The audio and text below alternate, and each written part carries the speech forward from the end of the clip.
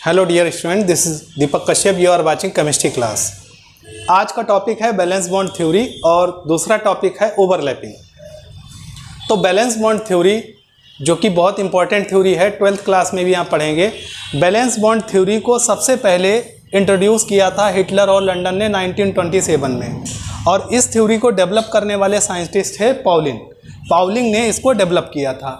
तो इस थ्योरी में क्या बताया गया है कि दो हाइड्रोजन एटम कंसीडर किए जाते हैं, consider two hydrogen atom consider कर लिए गए, hydrogen atom A and hydrogen atom B. A hydrogen atom जो है उसके इलेक्ट्रॉन को Ea कहा गया है और उसके न्यूक्लियस को Na कहा गया है। सिमिलरली बी के इलेक्ट्रॉन को Eb कहा गया है और न्यूक्लियस को Nb कहा गया है। तो अब अगर दो हाइड्रोजन एटम इनफाइनाइट डिस्टेंस पर हों, अगर दो हाइड्रोजन एटम इनफाइनाइट डिस्टेंस पर प्रेजेंट हों तो उनके बीच में कोई भी रिपल्सन या अट्रैक्शन फोर्स डेवलप नहीं होगा। अब ये दोनों हाइड्रोजन एटम अगर आपस में एक दूसरे को अप्रोच करते हैं तो अप्रोच करने पर इनके पास टू टाइप्स के फोर्स डेवलप होंगे, टू फोर्स अराइजेज। कौन कौन से फोर्स अराइजेज होंगे? पहला होगा अट्रैक्टिव फोर्स और सेकंड होगा रिपल्सिव फोर्स। बहुत ही आसान थ्योरी है, फिर से समझ लीजिए। बैलेंस बॉन्ड थ्योरी को इंट्रोड्यूस करने वाले हिटलर और लंदन थे, 1927 में डेवलप किया था पाउलिंग ने। दो हाइड्रोजन एटम कंसीडर किए गए, hydrogen atom A and hydrogen atom B. A atom के इलेक्ट्रॉन को Ea और न्यूक्लियस को Na कहा गया है, बी एटम के इलेक्ट्रॉन को Eb और न्यूक्लियस को Nb कहा गया है।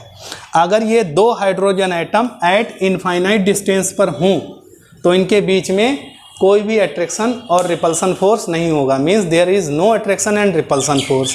अब ये दोनों हाइड्रोजन एटम अगर एक दूसरे को अप्रोच करेंगे तो अप्रोच करने पर क्या होगा, इनके पास दो टाइप के फोर्स अराइज होंगे, अट्रैक्टिव फोर्स और रिपल्सिव फोर्स।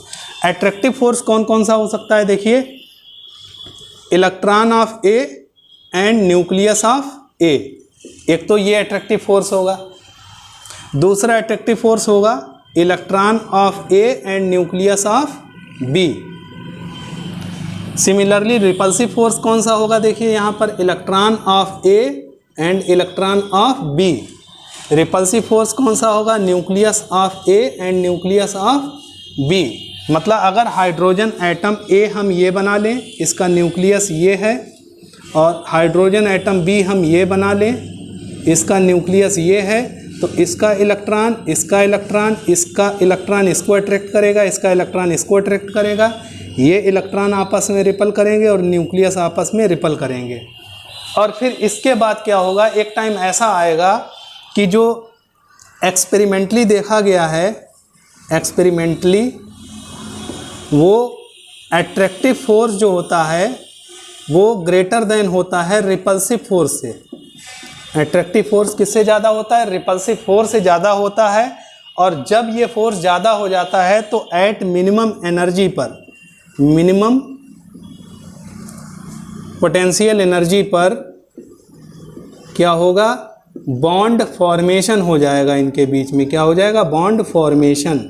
और जैसे ही बॉन्ड फॉर्मेशन होगा तो Ha atom plus Hb atom मिलकर बना लेंगे H सिंगल बॉन्ड H, और इस तरीके से ये H2 का मॉलिक्यूल बन जाएगा। तो इस बैलेंस बॉन्ड थ्योरी में सिर्फ इतना बताया गया है कि दो हाइड्रोजन एटम मिलकर H2 मॉलिक्यूल का फॉर्मेशन कैसे करते हैं, वो सारी चीज़ें हमने आपको क्लियर कर दी हैं। और इसके बाद जो नेक्स्ट टॉपिक है वो है ओवरलैपिंग। ओवरलैपिंग का मतलब है कि कोवेलेंट बॉन्ड की ओवरलैपिंग से किस किस टाइप के बॉन्ड बनते हैं।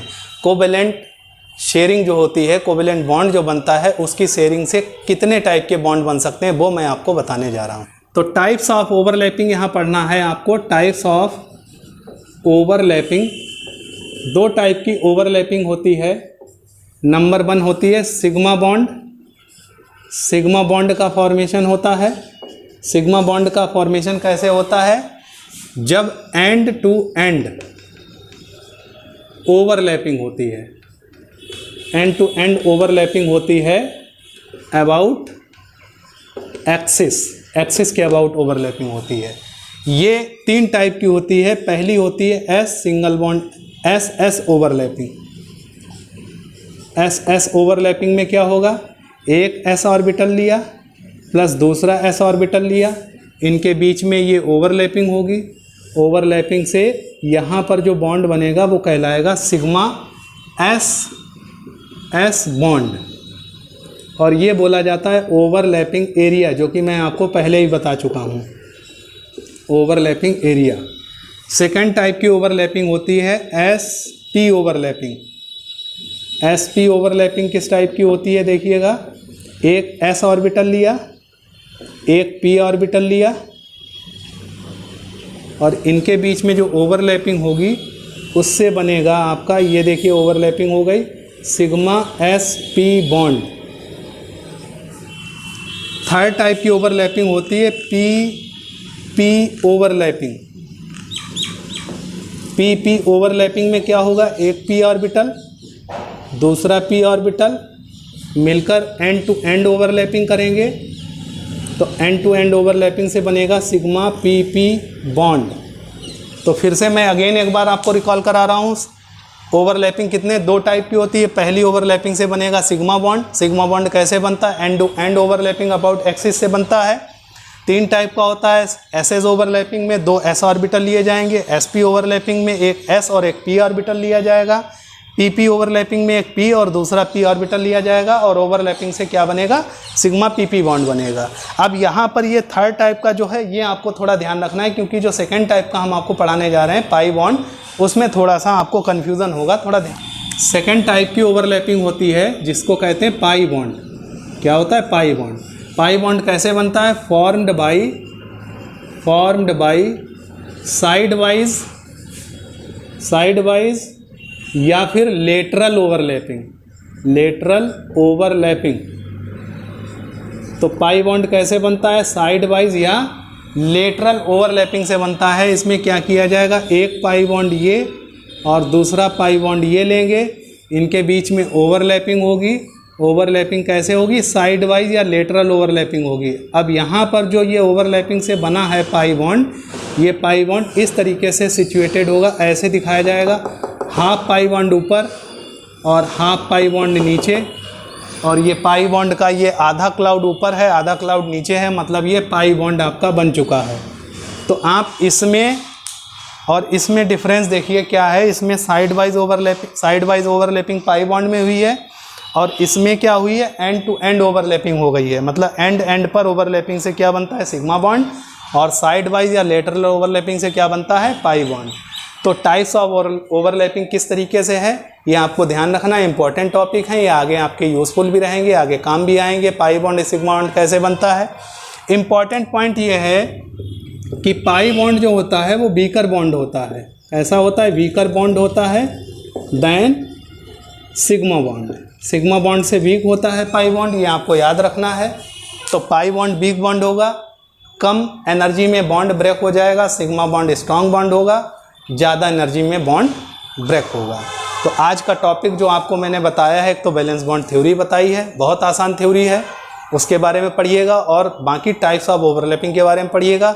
और जो इसके बाद जो नेक्स्ट टॉपिक है आपका इस चैप्टर में, बहुत इंपॉर्टेंट टॉपिक है, हाइब्रिडाइजेशन। हाइब्रिडाइजेशन कई टाइप का होता है, वो मैं आपको पूरा टॉपिक एक्सप्लेन करूँगा, और ये चैप्टर आपका जल्दी फिनिश हो जाएगा, उसके बाद नया चैप्टर स्टार्ट करूँगा। Thank you.